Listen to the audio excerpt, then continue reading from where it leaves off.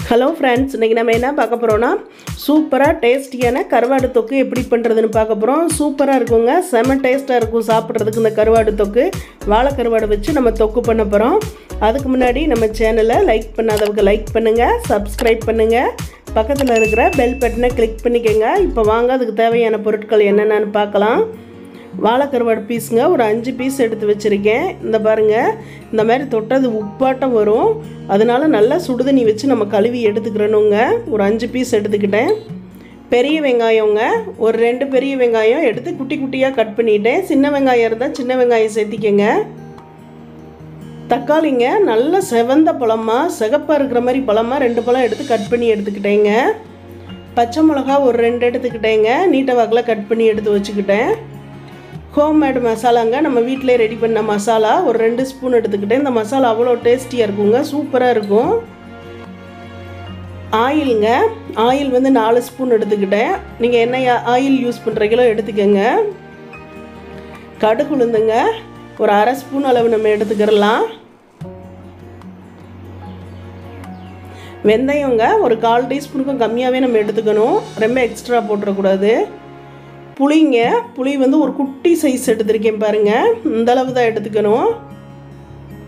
நல்லா டேஸ்டியாக நம்ம இப்போ கருவாடு தொக்கு பண்ணுறதுக்கான பொருட்களுங்க. இப்போ வாங்க கடாயை ஸ்டவ்வில் வச்சுட்டோங்க. ஸ்டவ் ஆன் பண்ணி இப்போ எண்ணெயை சேர்த்திக்கிட்டோம். எண்ணெய் நல்லா காஞ்சிட்ருக்குது. காஞ்சதுக்கப்புறம் 1/2 டீஸ்பூன் அளவு கடுகு உளுந்து சேர்த்திக்கிறலாங்க. இது நல்லா வெடிச்சு வரட்டும். வெடிச்சு வர்ற ஸ்டேஜில் இப்போ நம்ம வெந்தயம் 1/4 டீஸ்பூன் அளவு எடுத்துருக்கோம், அதை சேர்த்திக்கிறலாங்க. சேர்த்து இந்த வெந்தயமும் நல்லா செவந்து வரட்டும், அந்த வாசனை வரட்டுங்க.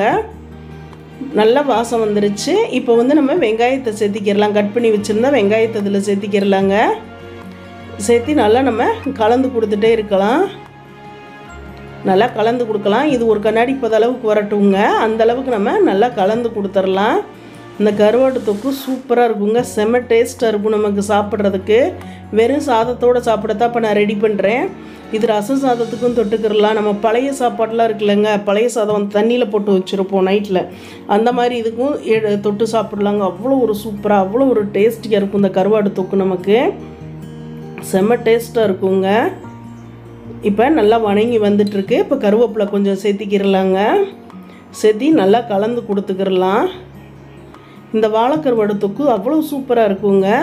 செஞ்சீங்கன்னா அடிக்கடி பண்ணுவீங்க, அந்தளவுக்கு டேஸ்ட் கிடைக்கும் நமக்கு. இப்போ நல்லா வணங்கி வந்துட்டுருக்கு பாருங்கள். நல்லா வணங்கின வெங்காயம் நல்லா ஒரு கண்ணாடி அளவு வந்ததுக்கப்புறம் நம்ம தக்காளி சேர்க்கணுங்க. இப்போ நல்லா வணங்கி வந்துட்டுருக்கு. இப்போ நல்லா வணங்கி கொடுத்துக்கிறலாங்க. அந்த ஆயில் வந்து ஏன்னா கொஞ்சம் எக்ஸ்ட்ரா ஊற்றிருக்கோம், அப்போ தான் வந்து நமக்கு இந்த வெங்காயம் வணங்க கரெக்டாக இருக்கும். இப்போ பச்சை மிளகாயை சேர்த்திக்கிறோம். பச்சை மிளகாயை சேர்த்தி நல்லா கலந்து கொடுத்துடலாம். வெங்காயம் தக்காளியெல்லாம் வணங்குறதுக்கு கொஞ்சம் ஆயில் சேர்த்தி வந்தால் தான் நமக்கு நல்லா டேஸ்ட்டாகவும் இருக்கும், நல்லா வணங்கி வருங்க. இப்போ நல்லா கலந்து கொடுத்துட்டே இருக்கலாங்க. இப்போ பாருங்கள் நல்லா கலந்து கொடுத்துட்ருக்கோம். இப்போ நான் ஓரளவுக்கு வணங்கி வந்துட்டுருக்கு, நல்லா வணங்கி வந்துருச்சு. இப்போ நம்ம வந்து தக்காளி எடுத்து வச்சுருந்த தக்காளியை இதில் சேர்த்திக்கிறலாம். கட் பண்ணி வச்சுருந்ததை சேர்த்தி இந்த தக்காளியும் நல்லா மசிஞ்சு வரணுங்க, அந்த அளவுக்கு நம்ம வணங்கி கொடுத்துக்கணும். இப்போ நல்லா கிளறி கொடுத்துட்டே இருப்போங்க. குட்டி குட்டியாக இருக்கிறதுனால சீக்கிரமாக நமக்கு மசிஞ்சு வந்துடும் தக்காளி. சூப்பர் டேஸ்டியாக இருக்குங்க இந்த வாழைக்கருவாடு, செம்மையாக இருக்கும். இப்போ இந்த தக்காளி வெங்காயத்துக்கு தேவையான அளவு மட்டும் நம்ம உப்பு சேர்த்திக்கிறலாம். கொஞ்சமாக சேர்த்திக்கிறோம், ஏன்னா வாழைக்கருவாட்டில் உப்புத்தன்மை அதிகமாக இருக்கும். கருவாடு போட்டதுக்கப்புறம் தான் செக் பண்ணி பார்த்துட்டு சேர்க்கணும். இப்போ இந்த தக்காளி வெங்காயத்துக்காக கொஞ்சமாக நம்ம உப்பு சேர்த்திக்கிறோம். இது நல்லா வணங்கி வரட்டும். தக்காளி நல்லா மையாட்டம் வணங்கி வரணுங்க, அந்தளவுக்கு நம்ம கலந்து கொடுத்துட்டே இருப்போம். செம டேஸ்ட்டாக இருக்குங்க இந்த வாழைக்கருவாடு. இந்த கருவாடு வந்து நம்ம தனியாக எண்ணெயில் பொரித்து தனியாகவும் வச்சு சாப்பிட்லாம், ஆனால் அது இந்தளவுக்கு டேஸ்ட் கிடைக்காதுங்க நமக்கு. சூப்பராக இருக்கும் இப்படி பண்ணி நீங்கள் சாப்பிட்டீங்கன்னா. இப்போ நல்லா வணங்கி வந்துட்டுருக்கு பாருங்கள் தக்காளி. நல்லா கலந்து கொடுத்துட்டே இருப்போம். உப்பு சேர்த்ததுனால நமக்கு சீக்கிரமாக வணங்கி வந்துடும், சூப்பராக டேஸ்டியாக இருக்குங்க. இப்போ பாருங்கள் தக்காளி நல்லா வணங்கி வந்துருச்சு பாருங்கள், நல்லா மையாட்டம் வந்துருச்சு. இந்த டைமில் நம்ம ஹோம்மேட் மசாலா வச்சுருந்தோம்லங்க, அது ஒரு 2 ஸ்பூன் அளவு சேர்த்திக்கிறலாம். இது தொக்காட்டம் பண்ணுறதுனால ஒரு 2 ஸ்பூன் மட்டும் சேர்த்திக்கிறேன். குழம்பாட்ட வேணும்னா கொஞ்சம் எக்ஸ்ட்ரா சேர்த்திக்கலாம். இந்த ஸ்பூனில் 2 ஸ்பூன் அளவு சேர்த்து வைக்கிறேன். இந்த மசாலா சூப்பராக இருக்குங்க, அவ்வளோ ஒரு டேஸ்ட்டாக இருக்கும். இந்த மசாலாவோட வீடியோ எப்படி அரைக்கணுன்ற வீடியோ நம்ம சேனலில் இருக்குங்க. சூப்பர் டேஸ்ட்டாக இருக்கும். பாருங்கள் எவ்வளோ கலர்ஃபுல்லாக இருக்குது பாருங்கள். மசாலா நல்லா வணங்கி வரட்டும், இந்த பச்சை வாசனையெல்லாம் போகட்டுங்க. அந்தளவுக்கு நம்ம வணக்கி கொடுத்துக்கலாம். நல்லா கலந்து கொடுத்துட்டே இருக்கலாம். மசாலா சேர்த்தா ஸ்டவ்வில் மீடியம் ஃப்ளேமில் வச்சு மட்டும் கலந்து கொடுங்க.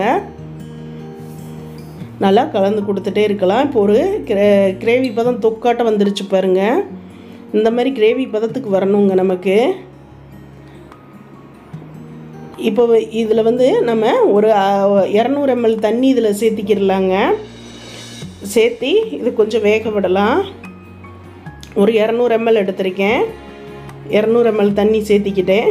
சேர்த்திட்டு உப்பு எதுவுமே சேர்க்க வேண்டாங்க. கருவாடு போட்டதுக்கப்புறம் தான் நம்ம உப்பு செக் பண்ணி போடணும்.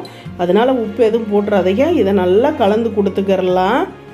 எல்லாம் ஒன்று போல், எல்லா பக்கமும் ஒன்று போல் நம்ம கலந்து மட்டும் கொடுத்துக்கலாங்க. நல்லா கலந்து கொடுத்துட்டு இது கொதிஞ்சு வரட்டும். இப்போ பாருங்கள், நமக்கு நல்லா குழம்பு பதத்துக்கு வந்துடுச்சு. இது நல்லா கொதித்து ஒரு தொக்கு பதத்துக்கு வரணுங்க. இப்போ நல்லா கொதிஞ்சு வரட்டும். நல்லா கொதிஞ்சு வருது, நல்லா வாசனையாகவும் இருக்குங்க. உப்பு மட்டும் சேர்த்திடாதீங்க.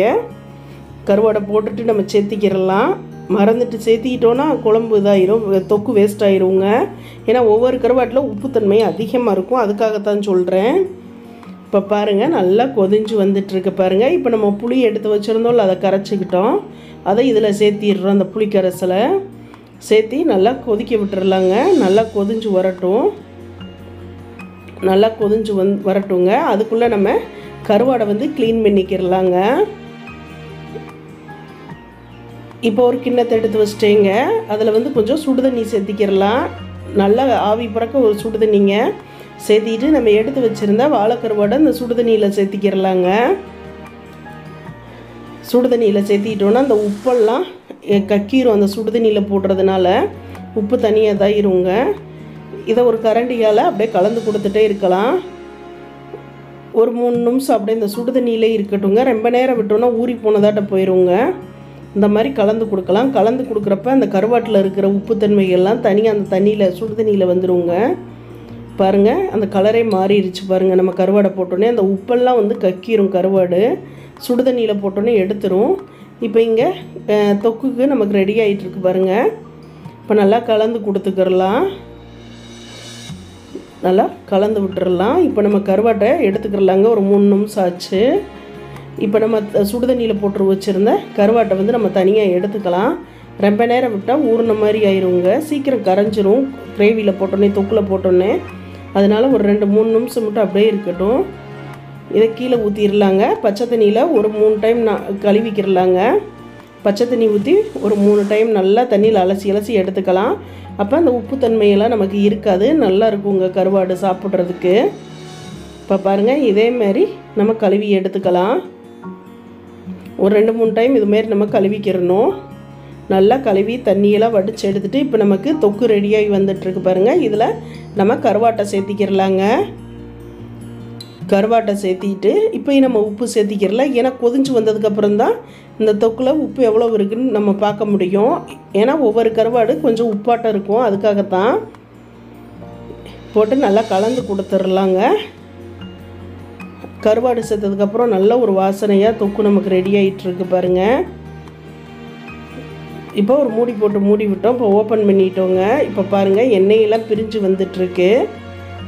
இப்போ சூப்பராக கருவாடு தொக்கு, வாழைக்கருவாடு தொக்கு நமக்கு ரெடி ஆகிட்டுருக்கு பாருங்கள். எண்ணெய் பிரிஞ்சு செமையாக இருக்குது பாருங்கள்.